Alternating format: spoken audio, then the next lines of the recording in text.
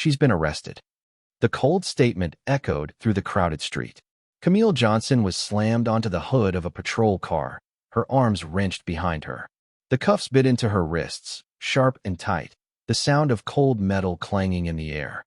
She gasped for breath, not out of fear, but shock. I haven't done anything. Check the cameras. Call my professor. But no one was listening. Officers Patrick Owens and Daniel Harris dragged her along as if she had already been convicted. Passers-by turned their heads in indifference. Some stopped to watch. Some shook their heads, but no one spoke up.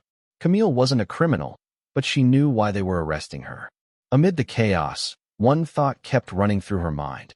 Is my life over? Why were the police arresting her without cause? What was being hidden in this situation?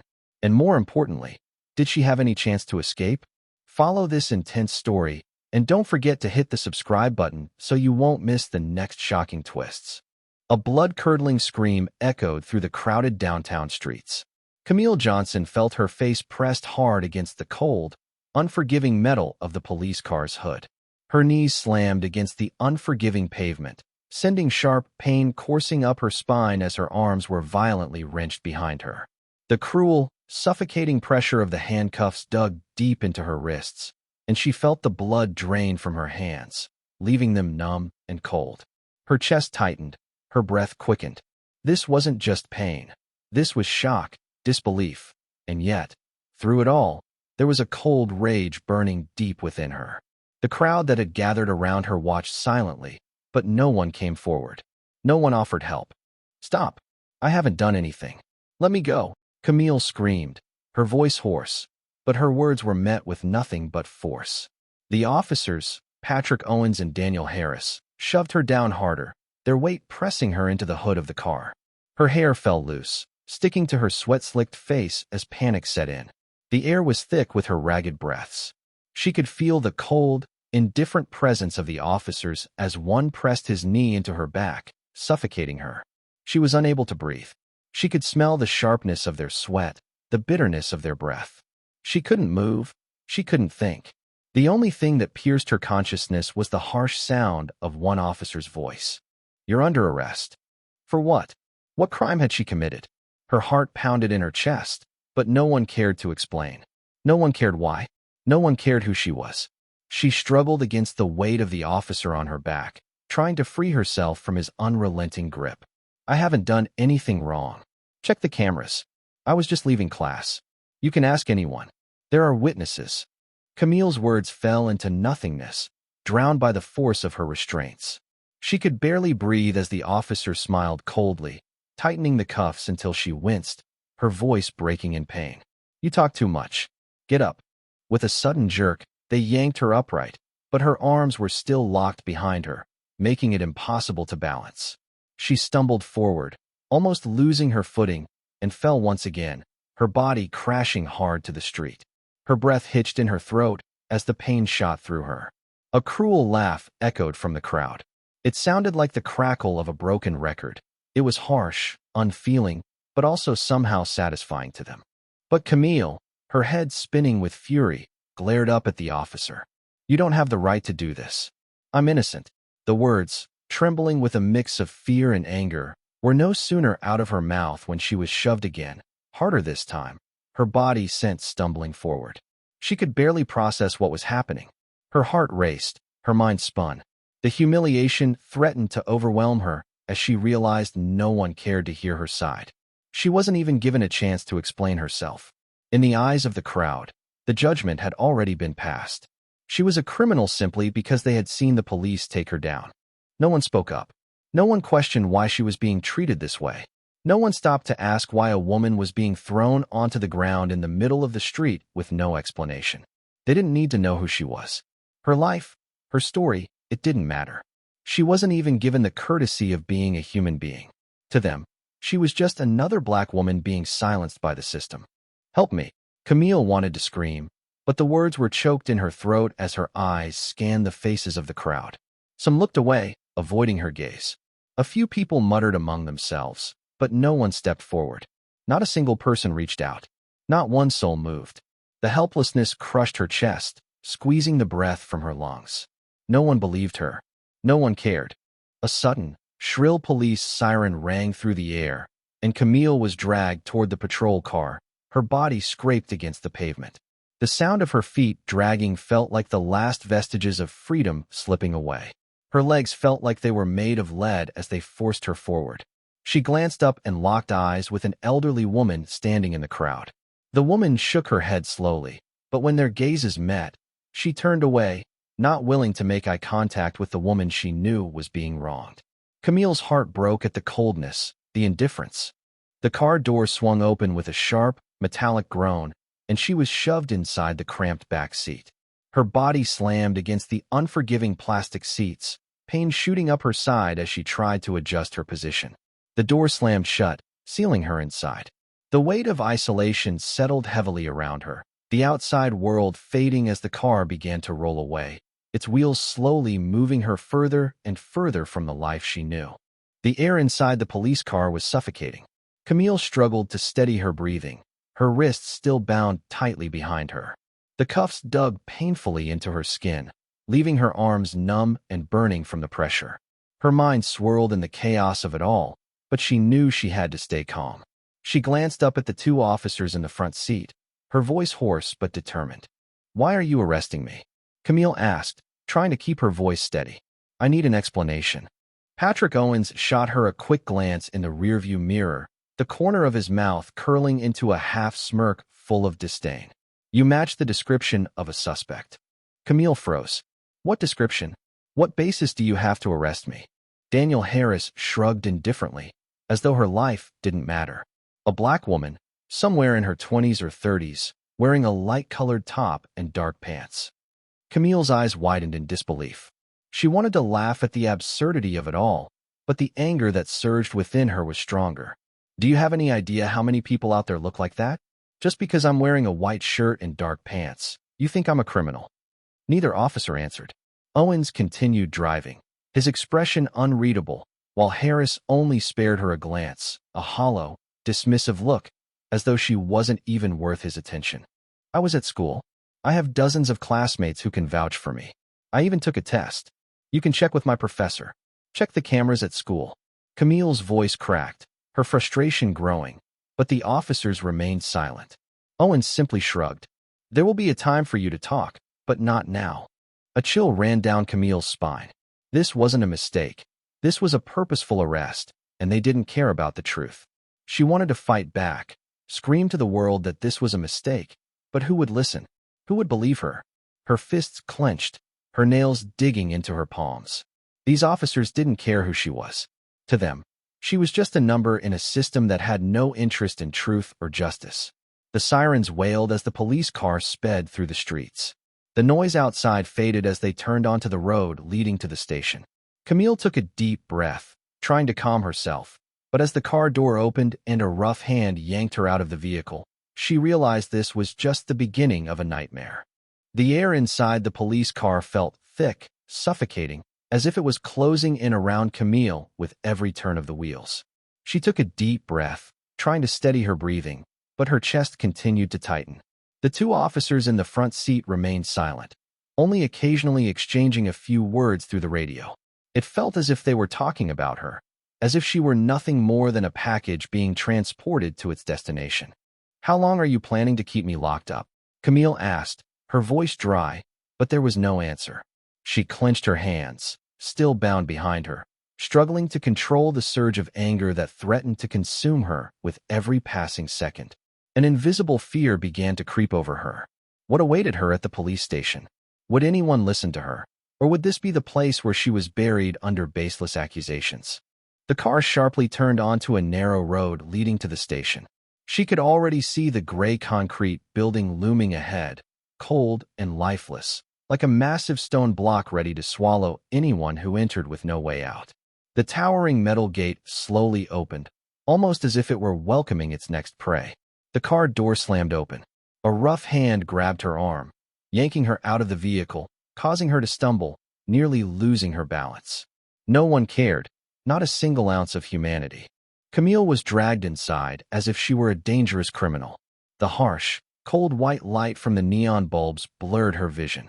A long hallway stretched out before her, with signs marking suspect reception and security check. She was forced to stand against a weathered wall while another officer pulled out a notebook and began taking notes.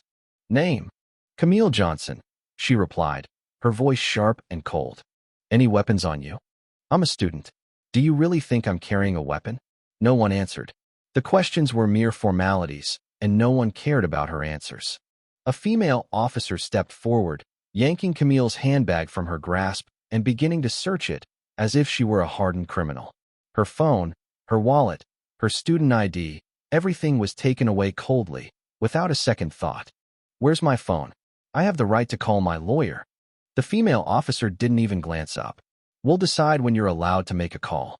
Camille tightened her fists, but she knew that if she resisted, things would only get worse. Stay still. A blinding flash of light pierced her vision. A photograph was taken, her face captured like that of a criminal about to stand trial. Immediately after, she was pushed toward a fingerprinting machine, each of her fingers pressed firmly against the cold glass. Officer Owens stood off to the side, arms crossed, a sneer forming on his lips. Good luck, girl, he said, his voice dripping with sarcasm. You're going to need it. Camille turned her head, her eyes burning with fury, but he just shrugged, as if he had seen hundreds of people like her, as if she was nothing more than another cog in this brutal machine. For the first time in her life, Camille felt completely powerless. This was no longer a mistake. This was a trap carefully set to crush her, and she had no idea if she could ever escape it. The sound of the steel door slamming shut echoed down the hallway. The metallic clang reverberated like an unspoken sentence.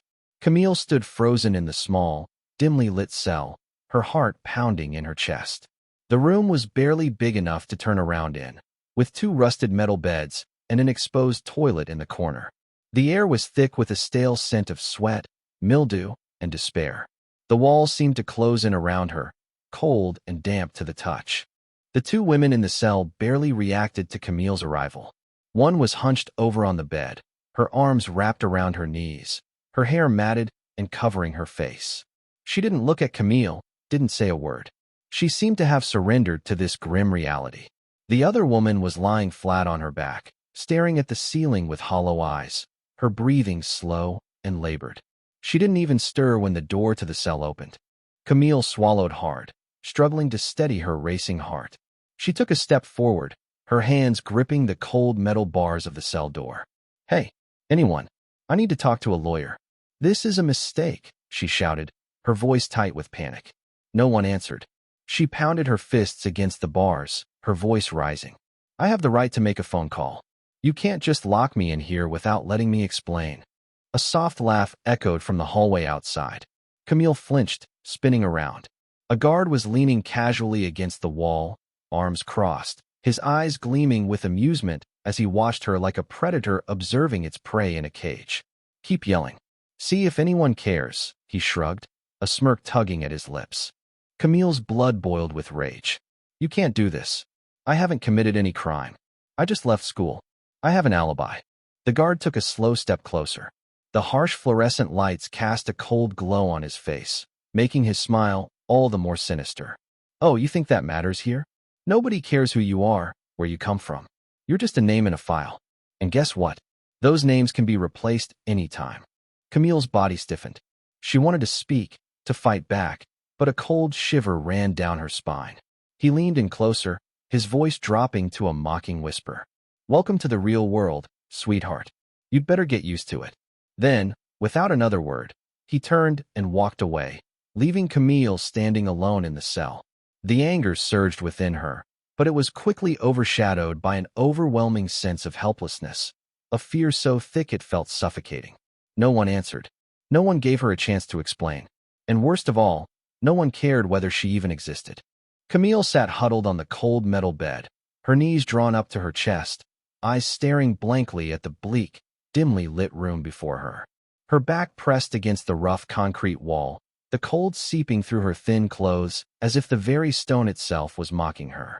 Her body was exhausted, but it was her spirit that felt utterly shattered. She had once thought that prisons were for criminals, for the guilty, but now, trapped in this suffocating place, she understood prisons were also for the innocent, devoured by the system without a single explanation. The fluorescent lights above her blazed harshly, never dimming, even as night fell. There was no distinction between day and night, just the relentless, sterile light that seemed to amplify her isolation, making her head ache. Camille squeezed her eyes shut, trying to force herself to sleep, to escape into a brief respite, but she couldn't. The weight of her reality pressed down on her, suffocating her in a way that no physical exhaustion could compare to. Outside in the hallway, the sound of heavy footsteps echoed with an unsettling regularity. They moved slowly, methodically, a constant reminder that she was being watched, controlled, imprisoned with no idea what tomorrow might bring. Every time those footsteps paused outside her cell door, Camille felt her heart race, as if she were a prisoner of war, constantly under threat. It was suffocating knowing she was being monitored every second, reduced to nothing but a number, an object for someone else to control.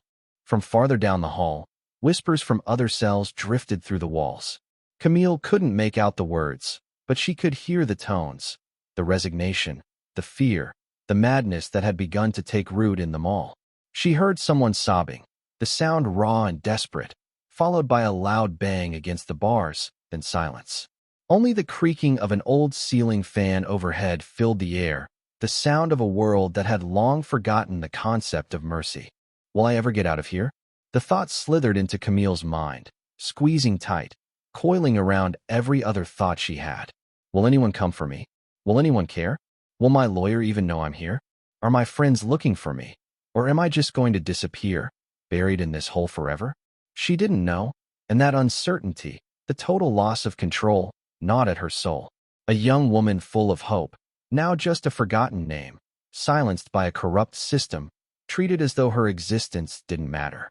Unable to stand the suffocating silence any longer, Camille jumped to her feet and rushed to the bars of her cell, gripping the cold metal tightly with both hands. She peered out into the dimly lit hallway, where a single flickering light cast long shadows on the gray concrete floor. The light could never chase away the darkness in her heart, only highlighting her helplessness. She was trapped, and no one cared. A guard walked by. "Please," Camille called, her voice hoarse from exhaustion. "Can I make a phone call? I have the right to speak to my lawyer." The guard stopped, glancing back at her. It was the same one who had mocked her earlier. He shrugged, a smirk curling at his lips, and his eyes glinted with cruel amusement. "Who knows? Maybe you'll stay locked up forever." His words weren't a joke. They were a threat, a chilling warning that sunk deep into her chest. Camille stiffened, a shiver running down her spine. Those words were the harsh truth. This wasn't about a mistake. This was about erasing people, about making them disappear. He turned and walked away, leaving Camille standing motionless in the cold silence of her cell. She gripped the bars tighter, her nails digging into the palms of her hands until it hurt. No one cared. No one answered. And the worst part was that maybe no one would ever find her. Camille was dragged out of her cell early in the morning, her eyes burning from lack of sleep, her mind foggy after a long night of tension. The marks from the handcuffs were still fresh on her wrists, the skin raw and sore from being bound too tightly for too long. The two officers didn't say a word as they hauled her down the dark, narrow hallway of the holding cell. She had no idea where they were taking her, but the sense of dread that weighed down on her only grew heavier with each step. They shoved her into a small, cold room. The gray walls had no windows, just a worn metal table in the center of the room and two chairs facing each other. A large mirror took up the entire wall to her right. Camille knew it. It was one-way glass. Someone was watching her from the other side. She swallowed hard, trying to maintain her composure as the officer slammed the door behind her. In front of her, a middle-aged man sat waiting, his expression cold and sharp. He had short hair with a few strands of gray, his face lined with the deep wrinkles of someone accustomed to long hours of interrogation. He didn't speak right away, just stared at her intently, his eyes as cold as steel, analyzing her every reaction. Camille pulled out the chair and sat down, but her hands, still shackled in front of her, made her feel like an animal in a cage. She took a deep breath, trying to steady her racing heartbeat. The man picked up a file from the table, flipped it open, and looked up at her, his voice low but commanding. "Confess. The sooner you do, the lighter the punishment will be." Camille froze, her eyes flashing with a mixture of surprise and anger. "Confess?" she repeated, incredulous. "I haven't done anything to confess to." The detective smirked, but there was no humor in his gaze. He dropped a stack of papers onto the table with a sharp thud. The papers slid open, revealing reports, testimonies, and even a security camera image taken from a street corner. Camille looked down at the file. One name stood out at the top of the first page. Suspect: Camille Johnson. Charge: assault at Maple Street liquor store. She felt something tighten in her chest, as if the walls were closing in on her. "All the evidence here," the detective continued, his tone nonchalant, "points to you being involved in the assault of a man named Bryce Lawson the night before." Camille shook her head, almost laughing at the absurdity of it. "This is a mistake. I've never even been to that liquor store. I don't even drink. I spent that whole morning at school taking an exam. If you check the school's cameras, you'll see I was there." The man opposite her didn't seem surprised by her response. He slowly turned another page in the file, reading over it as if he'd heard hundreds of similar excuses before. "The store employee confirmed that you matched the suspect's description," he said, tapping his fingers on the table. "A black woman in your age range, wearing a white shirt, dark pants. Do you know how many people fit that description?" Camille gritted her teeth. "Exactly. So why me? If that's all you have, it proves nothing." The detective didn't flinch. He crossed his arms and tilted his head, watching her with an expression of dark amusement. "You're lying." Her palms clenched into fists. The rage that boiled inside her made her body feel like it was on fire. "I'm not lying," she snapped. "I wasn't there. I don't even know who this man is. I did nothing wrong." He sighed, then pushed a piece of paper toward her. "Then sign the statement confirming your testimony. If you don't, things will only get worse." Camille looked down at the paper in front of her. The bolded words stared back at her. Suspect statement. She knew she was standing at the edge of a trap. If she signed it, they'd have a reason to keep her locked up longer, twisting her words to use against her. If she refused, they would label her defiant, and she knew they would find ways to break her. This wasn't an investigation seeking the truth. This was a mind game. Camille lifted her head and stared directly into the detective's eyes, her own burning with fury. "I won't sign anything. If you have real evidence, bring it out. Otherwise, I'm not going to sit here and listen to your baseless accusations." The atmosphere in the room shifted. For a brief moment, she saw the detective narrow his eyes, as if assessing her determination. Finally, he stood up, gathering the papers, his gaze sharp as a knife. "You've chosen the hard path," he said, his voice heavy with hidden meaning. "Remember, time is not on your side." Then, without another word, he left the room, leaving Camille sitting there, her wrists shackled, her chest heaving with anger. She knew this wasn't over. This was just the beginning of a game she had no choice but to fight to the bitter end. Camille sat in the cold interrogation room, her wrists still bearing the marks from the handcuffs. The red indentations were a painful reminder of the tight grip they'd held her in for hours. She had waited in absolute silence for what felt like an eternity. The white fluorescent light above cast an eerie, sterile glow that made the whole space feel even more oppressive. The heavy metal door creaked open, and a middle-aged man stepped inside. He wore a wrinkled suit, his tie loose, as if he had just come from a long, exhausting day. He carried a thick stack of files in his hands, his eyes sunken from exhaustion, his face drawn with weariness. When he saw Camille, he sighed deeply and pulled a chair out, sitting across from her. "Camille Johnson? I'm Martin Lewis, your appointed public defender." Camille studied him, sensing something was off. He looked overburdened, as if he were trying to do more than he could handle. The lack of confidence in his expression was obvious as he opened the file in front of him, flipping through the pages quickly. "All right then," Camille said, her voice mixed with skepticism and a faint glimmer of hope. "So, can you help me get out of here?" Martin paused, glancing at her with a look she couldn't quite read, whether it was sympathy or helplessness. He took a deep breath before responding. "They want to charge you with second-degree assault." Camille's heart sank.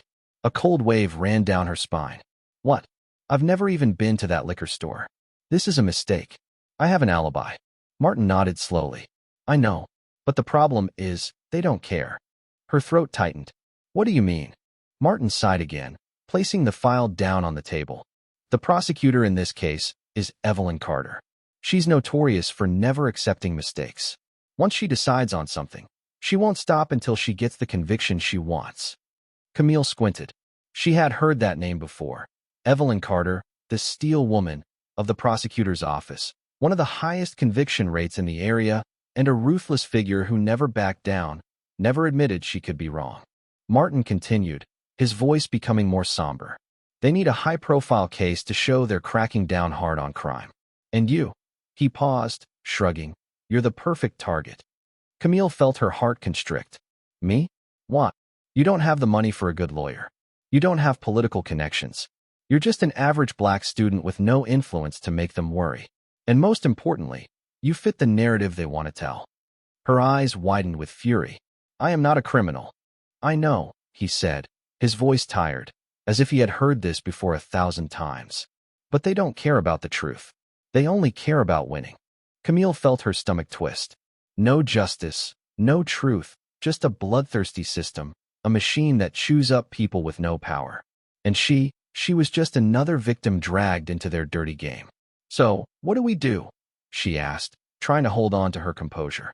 Martin flipped through the pages, his voice lowering as if he were speaking to himself. We can try to find evidence to disprove the store employee's testimony. But if the store's cameras happen to be under maintenance at the time of the incident, we'll have a hard time. If Carter wants, she can drag this case out for months. Camille shook her head, her voice sharp. I can't let them do this to me.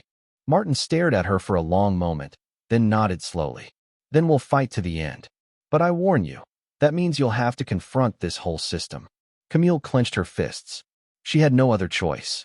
If this system wanted to crush her, she would force it to expose its true face. Camille sat on the stiff chair in the holding room, her hands tightly clenched together. She had heard enough about how this system operated. It didn't care about the truth. It didn't care whether she was innocent or not. It just needed a scapegoat. But she wasn't going to let herself be destroyed so easily. When she met Martin again, she looked him directly in the eye, her voice steady. We need an alibi. I was at school at the time of the incident. You can check the school security cameras. I have friends, professors. They can vouch for me. Martin nodded, pulling out his notebook to take notes. I'll submit a request to retrieve the surveillance footage from the school's cameras. We'll also gather statements from your professors and classmates. Camille felt a glimmer of hope, but it was short-lived. Just one day later, the harsh reality of the system came crashing down in front of her. Martin returned the next morning, his face showing signs of strain. They said the school's security cameras were under maintenance on that day. Camille's eyes widened in disbelief. You're kidding, right? They actually expect me to believe such a ridiculous coincidence. Martin shrugged, his voice tired. I'm not joking. This is the official response from the police. The video files are temporarily inaccessible. And as for the student attendance records from your class, don't tell me they're lost too. Camille growled. Martin flipped through a stack of papers, sighing deeply. The student records are pending approval from the school. The verification process might take weeks. Camille felt her frustration rise, almost to the point of slamming her fists on the table. Why? They just need to check the attendance list. That could be done in an hour. Martin placed his pen down and leaned back in his chair. Because they don't want to do it. They're dragging it out, delaying everything to wear you down, to make you start doubting yourself, so that eventually you'll accept a conviction instead of continuing to fight. Camille could feel the fire of rage building within her. This was no longer an investigation. This was a power game, and she was just a pawn they wanted to crush underfoot. But she wasn't going to let them do that. She took a deep breath, trying to remain calm. Is there anything else we can do? Martin looked at her for a long moment, then nodded. We still have witnesses. If your friends can confirm that you were at school that morning, it will help a lot. And there's one more thing. I'll reach out to an investigative journalist.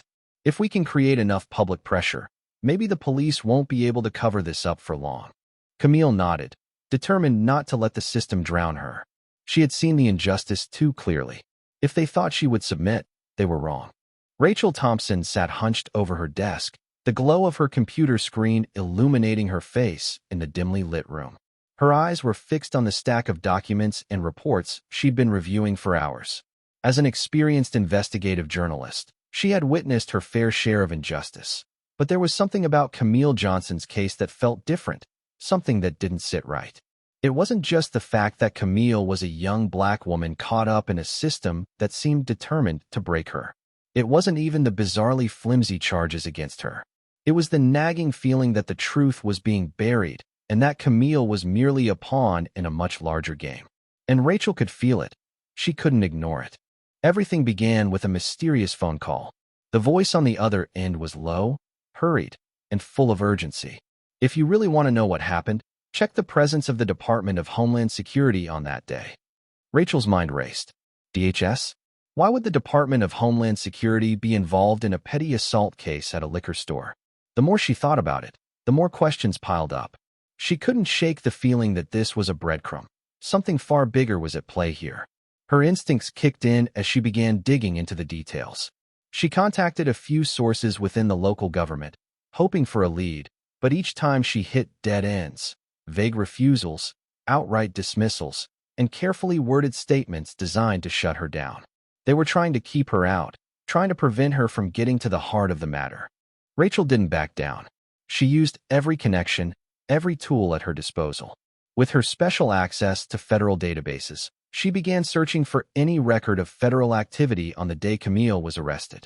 She scoured every possible lead, every scrap of information she could find.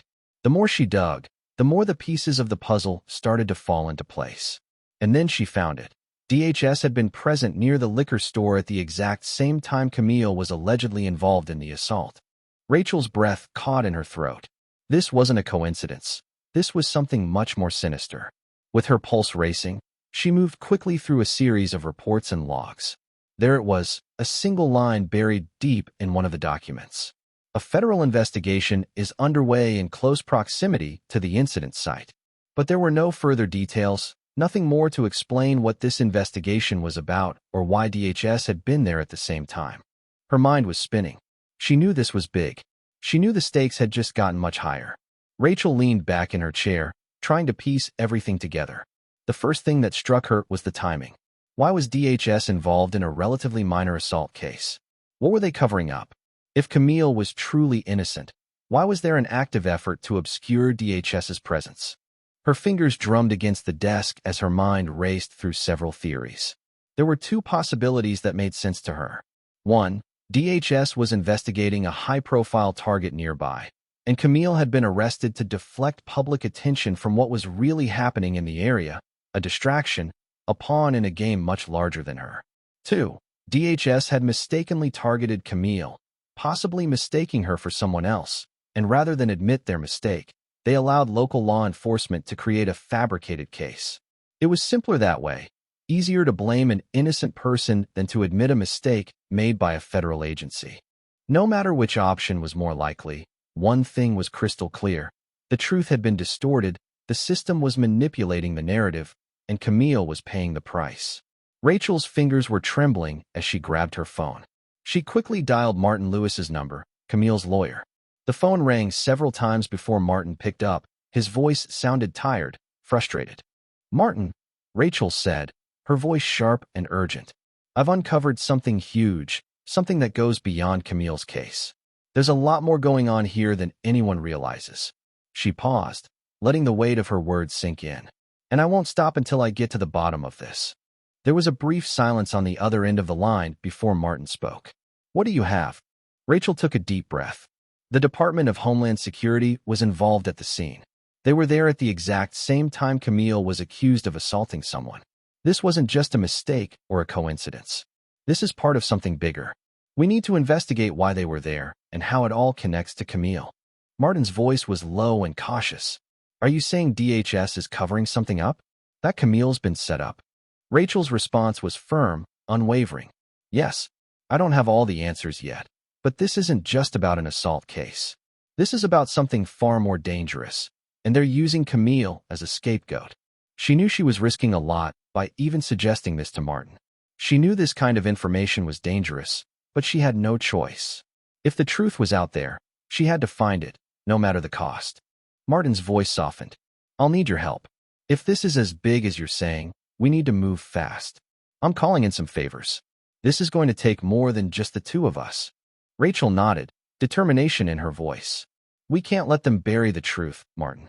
This system doesn't get to silence people like Camille without a fight. There was no turning back now. Rachel had stepped into something much larger than a single case, and the stakes were higher than she'd ever imagined. But she was prepared to uncover the truth, no matter how deep the conspiracy went. Rachel Thompson's heart raced as she looked down at the classified file that had just been handed to her. The meeting had taken place in a deserted parking lot, deep in the middle of the night. The source, a masked police officer, his face shadowed by the hood of his jacket, his voice strained as he spoke each word. "I can't stay silent anymore. They're hiding the truth, and you need to expose it." Rachel glanced down at the file in her hands, the dim street light casting a ghostly glow on the bold text on the first page. Internal report. Top secret. Subject: coordinated operations between DHS and Riverside Police Department. She flipped quickly through the pages, her eyes widening as she read the contents. DHS had been in the area of the Maple Street liquor store the day Camille was arrested, and they were monitoring a target in an undercover operation. But that target wasn't Camille. Camille was just a randomly chosen name, a sacrificial pawn to distract the public, to cover up what had truly happened that day. Rachel swallowed hard, flipping to the next page. This was undeniable evidence. Records confirming DHS's presence in the area at the time of the incident. Internal documents revealing that the arrest warrant for Camille lacked specific evidence, relying only on a vague description. An internal directive to keep Camille detained for as long as possible, aimed at delaying any investigation that could expose the presence of DHS. Her blood ran cold as she read the final lines. Do not disclose any evidence that could exonerate the suspect. School camera footage temporarily blocked, pending further instructions. All requests from the suspect's attorney must be processed as slowly as possible. Rachel tightened her grip on the file, feeling a deep disgust and anger rise within her. Camille had been arrested not for any crime, but because the system needed a scapegoat. Rachel looked up, locking eyes with the masked police officer. They intentionally concealed her exonerating evidence. He nodded, his eyes reflecting a deep sense of regret. She never stood a chance from the start. Rachel took a deep breath, clutching the file tightly in her hands. No, but now she will. The pressure from the public exploded like a storm. Rachel Thompson's article hit the front page of the Riverside Post, and within hours, it was spreading rapidly across social media. The headline was sharp, a dagger cutting through the silence of injustice. Innocent woman arrested to cover up DHS covert operation? Is Riverside Police deceiving us? The shocking excerpts from the article immediately sent ripples through the community, igniting a firestorm of outrage. Why was an innocent student detained with no evidence? The Department of Homeland Security was in the area the day Camille was accused. What are they hiding? School security cameras were disabled at the precise moment of the alleged assault. Could this be a coincidence? The public was outraged. Video analyses of the case flooded platforms like YouTube, TikTok, and Twitter. Justice for Camille rocketed to #1 on trending topics. Protests erupted in front of Riverside Police Headquarters. Hundreds of people gathered in the streets, holding signs high. Free Camille. Stop hiding the truth. We will not be silent anymore. National media outlets soon joined the fray. Major news organizations like CNN, the New York Times, and the Washington Post began investigating and covering the story, applying enormous pressure to the local government. The tidal wave of public outcry swept through the city, forcing Riverside's authorities into a position they could no longer ignore. The case was no longer just about Camille. It had become a national symbol of government corruption and institutional abuse of power. The truth had to come to light. After 3 days of nonstop protests, the weight of public pressure finally led to a breakthrough. A judge ordered Camille's release on bail, with the amount covered by a citizens' rights defense fund that had been quickly set up in response to the case. When Camille stepped out of the jail, she was met with the overwhelming sight of hundreds of supporters gathered outside. The crowd cheered, and her heart swelled with emotion. Her mother rushed forward, tears streaming down her face, and embraced Camille as though she had been returned from the dead. Friends, strangers, activists, and even Martin Lewis, her lawyer, were there, standing united for justice. And standing beside them was Rachel Thompson, a fierce ally in the fight for the truth. The moment was bittersweet. They had won a small victory, but Camille could feel the weight of what was still to come. As the camera flashes continued to blind her, her thoughts were a whirlwind of emotions. The freedom she had just gained felt fleeting, as though she were standing at the edge of a precipice, with the abyss of the upcoming trial waiting to swallow her whole. But Camille knew one thing for certain. This wasn't the end. The battle wasn't over. Her name had been dragged through the mud by the system, and the fight for her innocence was far from finished. She had won her freedom for now, but the court was waiting. The trial still loomed ahead, and with it, the very real possibility that the same corrupt system would try to bury her again. Despite the public outpouring of support, the system was not going to let her go without a fight. The stakes were higher now. Her life, her reputation, and her future were on the line. They had come after her with everything they had, and Camille wasn't naive enough to think they would stop. The truth had to be fought for. No one would give it to her willingly. And Camille had no way out now. She could not back down. If she did, she knew the system would swallow her whole, just like it had done to countless others before her. She had become a symbol of resistance, not just for herself, but for everyone who had ever been silenced by a broken system. She was ready to face whatever came next. She was prepared to stand against the full force of the system, even if it meant the fight would tear her apart. Because Camille Johnson would not be a victim any longer. And the world was watching. The fight for justice had only just begun. On the first day of the trial, Camille walked into the courtroom with a cold, steely gaze. She knew she was innocent. She knew the public was behind her, but that didn't mean the system was going to make it easy for her to walk free. Standing across from her was Evelyn Carter, the prosecutor, her face expressionless and cold. Carter didn't care about the truth. She only cared about winning. When the trial began, Carter quickly launched into her opening argument with a firm, commanding tone. "We have a suspect who was arrested near the crime scene, who matches the witness description, and who was identified in a lineup." Camille's hands clenched tightly under the table. She knew exactly who Carter was talking about. The liquor store employee with a vague, unreliable testimony. But Carter had twisted the story to make it fit, manipulating the truth to align with her version of events. Then the prosecutor threw a stack of documents onto the table with a sharp sound, her voice decisive. "This is the footage from a nearby security camera, showing the suspect walking through the area just before the assault took place." The large screen in the courtroom flickered on, showing a blurry video. A woman in a white shirt, dark pants, walking down the street. Carter turned to the jury, her eyes sharp. "The face isn't clear, but it strongly resembles the defendant." Camille felt her anger flare inside her. She knew it wasn't her.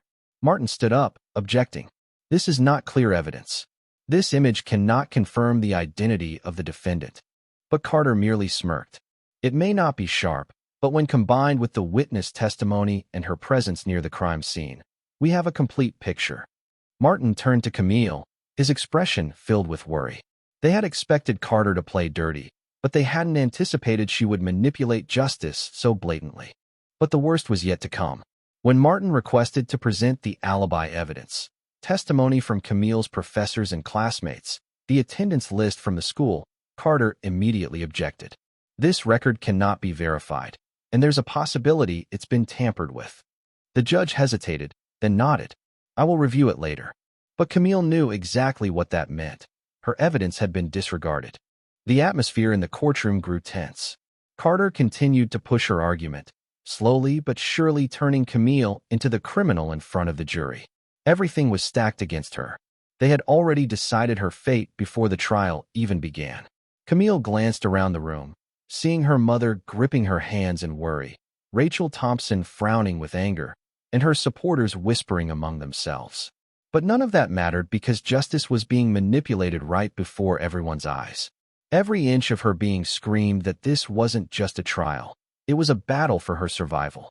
She had never felt more powerless, more vulnerable, as the system, with all its lies and manipulation, closed in on her. Her innocence didn't matter to them. They were using her as a pawn in a game that wasn't hers to win. Camille knew the truth, but here, truth was a luxury she couldn't afford. The atmosphere in the courtroom was suffocating, each passing second adding weight to the oppressive tension. Camille felt as though every door was slowly closing in on her. Prosecutor Carter continued to hammer her misleading arguments while Martin struggled to present a defense. Every piece of evidence in Camille's favor was dismissed or delayed for review. The jury seemed to be swayed by Carter's manipulation. Camille clenched her fists, her heart pounding, but deep inside, she knew she couldn't falter. She couldn't let them win. Suddenly, a loud bang reverberated through the room as the courtroom door swung open. Every eye turned toward the entrance. A group of men in black suits, bearing the Department of Homeland Security insignia, strode in with serious expressions. The room fell into stunned silence for a few seconds. Two nearby officers stepped back in surprise, while Carter blinked, her face momentarily frozen as though she'd been slapped across the face. Leading the group was Christopher Lane, a tall man with graying hair and eyes as sharp as steel. Lane walked confidently to the center of the courtroom, placing a thick stack of documents on the judge's desk. "We have urgent information regarding this case," he announced, his voice clear and commanding, causing the room to fall completely silent. Judge Patterson frowned, clearly irritated. "Agent Lane, I hope you understand that this is a serious trial. If you don't have a valid reason." Lane cut him off sharply. Camille Johnson did not commit the crime. The real assailant from the liquor store assault was arrested in another state 3 days ago. The room erupted into a wave of shocked whispers. Carter stood frozen, her face draining of color in an instant. Camille felt as if she had been yanked out of a nightmare, disoriented by the sudden revelation. She turned to Martin, but he too was stunned. Judge Patterson leaned forward, his tone now sharp. "Agent Lane, can you provide proof of what you just said?" Lane opened the file, pulling out a series of documents, and laid them on the table. "Here's the official arrest warrant for another suspect. This person matches the original description perfectly. More importantly, Camille Johnson was never part of the DHS investigation. Her arrest was a grave mistake." The room went silent, so quiet that Camille could hear her own breath. She turned her gaze to Carter and saw her lips pressed tightly together, her hand gripping a pen as if she were trying to crush it. The Iron Woman of the prosecutor's office had just been knocked down right in the middle of the courtroom. For the first time since this nightmare began, Camille realized that she was holding the reins to her own fate. But the question lingered. Would justice truly come? Or was this just the beginning of a larger confrontation? Camille's heart raced, and a flicker of hope sparked in her chest.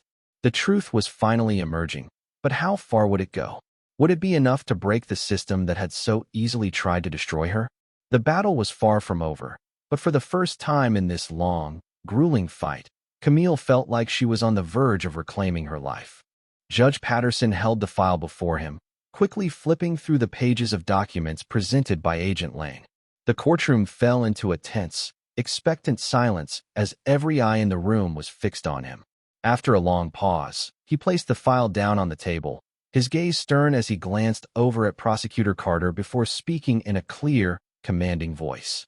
"With the new evidence presented, it is clear that Camille Johnson is not involved in this case. Therefore, I officially dismiss all charges against the defendant. This case is terminated immediately." The courtroom erupted. The murmur of astonishment surged like a tidal wave. Some people clapped. Others couldn't believe what had just happened. Camille felt as though she had been pulled out of the abyss, as if the very air around her had suddenly become crisper, clearer. Her mother burst into tears of joy. Martin let out a sigh of relief, and Rachel Thompson sat back, smiling with quiet satisfaction. But not everyone was happy with this turn of events. Carter stood frozen, her face pale, her hands clenched so tightly that her knuckles turned white. She knew what was coming. "Wait, Your Honor." Carter tried to speak, her voice shaky. "We need time to verify these new pieces of evidence." "Perhaps." Judge Patterson slammed his gavel down with a resounding bang, cutting her off. "Prosecutor Carter, you've had plenty of time to seek the truth. Instead, you have deliberately concealed exonerating evidence, using your power to falsely accuse an innocent person. This is not just a mistake. This is abuse of power." Carter froze in place. The whispers around the room grew louder. The courtroom door swung open, and 2 security officers walked in. One of them approached the prosecutor's table and placed a hand on Carter's shoulder. "Prosecutor Carter, you are suspended pending an investigation into your obstruction of justice." The entire room gasped. Carter gritted her teeth, her eyes flashing with fury, but she could do nothing except quietly gather her papers and leave in utter humiliation. But the drama didn't end there. Agent Lane turned toward Officers Patrick Owens and Daniel Harris, the two men responsible for Camille's arrest. And to Officers Owens and Harris, he pulled out another document, staring directly at the two officers who were frozen in place. You have intentionally falsified records, ignored exonerating evidence, and misused your power. Therefore, by my authority, I am ordering both of you suspended immediately. Owens turned pale, and Harris stammered in protest. We were just following procedure. Procedure? Lane scoffed. Your procedure was to arrest an innocent student to cover up your own mistakes, wasn't it? No one spoke. Just moments ago, they were the ones in power, able to ruin someone's life with nothing more than a piece of paper. But now, they were mere failures, facing the consequences of their own actions. Camille watched everything unfold before her. The people who had tried to crush her were now crumbling, one by one. She no longer had to fight alone. The truth had finally been exposed to the world. The weight of the moment settled over her. The tide had turned, and the justice that had seemed so far out of reach was now within her grasp. She had fought for her freedom, and today, the system that tried to destroy her had been dismantled. But as she stood in that courtroom, Camille knew this victory wasn't just hers. It was a victory for everyone who had ever been wronged, manipulated, and silenced by a system that refused to acknowledge their humanity. The battle for justice was far from over, but for the first time in this long, painful journey, Camille felt the sweet taste of victory, and she would not let it slip away. Camille didn't stop at being exonerated. She knew that true justice didn't end with just one trial. The people who had tried to destroy her, who had turned the legal system into a tool of oppression, had to be held accountable. Immediately after being declared innocent, Camille and her lawyer, Martin Lewis, filed a lawsuit against the city of Riverside, the Riverside Police Department, prosecutor Evelyn Carter, and officers Owens and Harris. The lawsuit accused them of violating her constitutional rights, including illegal arrest, wrongful prosecution, and the concealment of exonerating evidence. The city erupted as the news of the lawsuit spread. Public opinion had been on Camille's side from the start, and now they were even more furious when they learned that the police had deliberately fabricated a case to protect their own interests. Protests continued to break out, and the pressure on Riverside's government grew stronger by the day. 3 months later, Camille entered another courtroom, this time not as a defendant, but as a plaintiff. Across from her sat the city's representatives and the police department, who now couldn't bring themselves to look her in the eye. After weeks of legal battles, the court ruled in Camille's favor. The Riverside Police Department was ordered to pay Camille a huge settlement, a sum not only big enough to help her rebuild her life, but also setting an important precedent for future wrongful conviction cases. Prosecutor Carter was permanently disbarred, and Owens and Harris had their badges stripped from them, becoming symbols of the collapse of an unjust system. Camille knew that this wasn't just her victory. It was the victory of everyone who had been trampled by the system. But she also understood that there were still countless innocent people enduring the same fate she had, and they needed someone to stand up for them. With the settlement money, Camille didn't just rebuild her life, she built a movement. She founded the True Justice Initiative, a nonprofit organization dedicated to helping those wrongfully convicted, unfairly prosecuted, and mistreated by the system. She gathered a team of lawyers, journalists, investigators, and volunteers, all sharing a single goal: to ensure that no one else would have to endure what she had gone through. The True Justice Initiative quickly gained national attention, becoming one of the most powerful organizations advocating for justice reform. Camille was no longer a victim. She was a justice warrior. A year after the trial, Camille stood on a large stage at a justice reform conference before thousands of people listening intently. The nightmares of cold, lonely cells, the hopeless nights, no longer haunted her. Now she stood as a leader, as an inspiration. She looked out at the crowd, took a deep breath, and boldly declared, "We cannot remain silent. Justice doesn't come by itself. It must be fought for." The entire auditorium erupted in thunderous applause. Camille knew the fight was far from over, but she would never stop. She had defeated the system once, and now she would change it forever. Camille's story is not just about justice. It is about hope, about struggle, and about the triumph of truth over power. Thank you all for staying with me through this emotional journey. Camille's story is not just hers. It belongs to everyone who has ever faced injustice, who has ever felt powerless against a system designed to silence them. But as we've seen, silence is not an option. Justice doesn't come easily. It's something we must fight for, demand, and protect. Camille stood up, and in doing so, she inspired countless others to do the same. Her battle may have started alone, but she didn't end it that way because people like you, who refuse to look away, who refuse to accept injustice, make all the difference. If you believe in truth, if you believe in holding power accountable, then help us spread these stories. Hit that subscribe button, turn on notifications, and share this video. Because the more people see, the more people know, and knowledge is power. Thank you for watching, and I'll see you in the next one.